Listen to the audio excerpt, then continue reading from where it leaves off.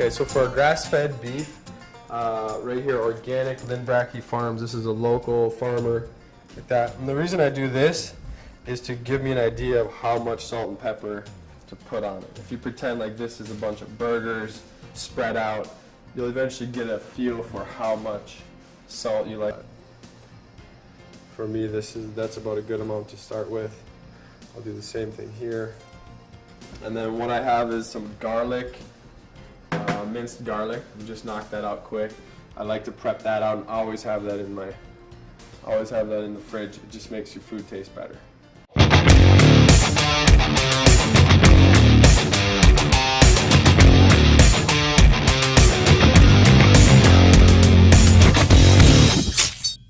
Onions, carrots, celery, that's our mirepoix. That's going to be in most of the vegetable type dishes that we do.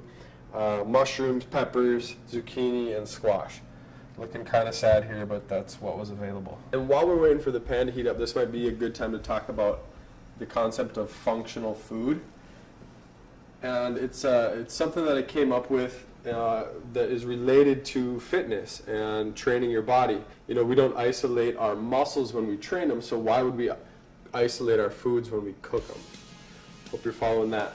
An idea would be like, here we have on a plate our meat, our potatoes, and our vegetables, where this dish here, I'm going to show you, let's cook all this stuff together at the same time, kind of share flavors, meld everything. It'll be really nice. So that's the concept I'd like you guys to learn, think about while you're cooking, and just apply to make eating and cooking a lot more fun. So I think the pan's hot enough now.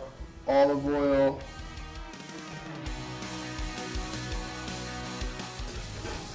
Handful of garlic.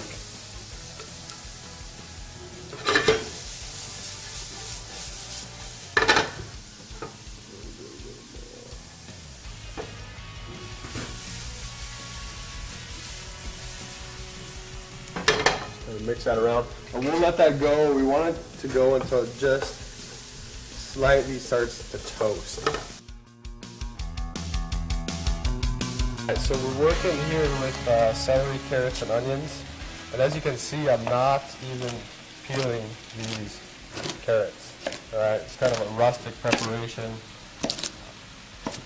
Don't need to peel them. We have our beef going here, and I'm going to take to start developing the base for our sauce. I'm going to add this to our meat for two reasons. Again, to lay the foundation, but also these are usually the densest of the veggies.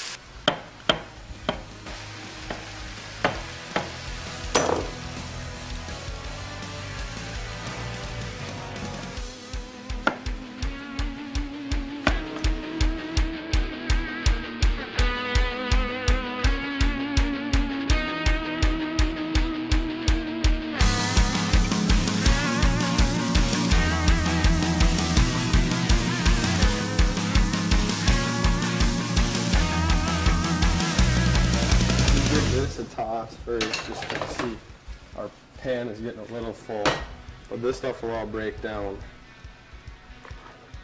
And you'll see as this cooks, this will all kind of reduce down, the moisture will come out, start building that sauce.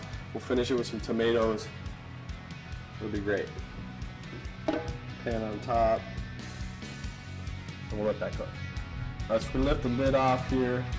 Now you can see this, the color, see the moisture become more vibrant, the color. You got water dripping off top of the pan. Put it back on. Check back.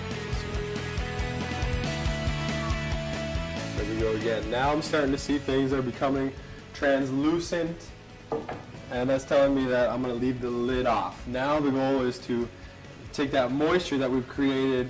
It's helping us build our sauce, and we're going to reduce it down, concentrate those flavors. And with my ragouts, I like to leave them chunky and like al dente. I don't want this stuff to be just mush in my mouth. I'm liking what I'm seeing. We're reducing down. We've got some tomato sauce, specific gravity 1.08, and some crushed tomatoes.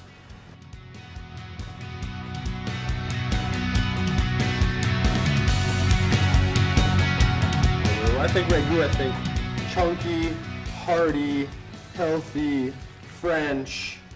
But I also think of like that ragout, like Prego, you know, they have that ragout brand from when I was a kid. All right, there we go. We're just gonna let this continue to cook down. We'll season it at the end, salt and pepper. Finish it with some fresh parsley. Finish this off. Boom. Fold that in. I'm gonna give it one final season with salt and pepper, and then we'll plate it up.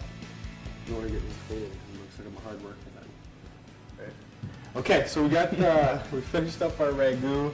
This is what we came up with: 6 quarts plus 2 quarts of our spaghetti squash. In each of these, there's a half pound of meat. We started with 3 pounds, so we're probably a little heavy on the veg for this. We're probably pretty close to the zone portion. If you're doing zone, you can always supplement this stuff with some more meat at the time of cooking. I totally recommend that. You don't have to combine these, right? You don't need both of these. You can just eat this just like so. I'm not a big fan of recipes. Just use kind of what I've showed you here as a guideline and be creative. Do what works for you. All right. So that's it. Spaghetti squash, beef and garden veggie ragout. Back to you.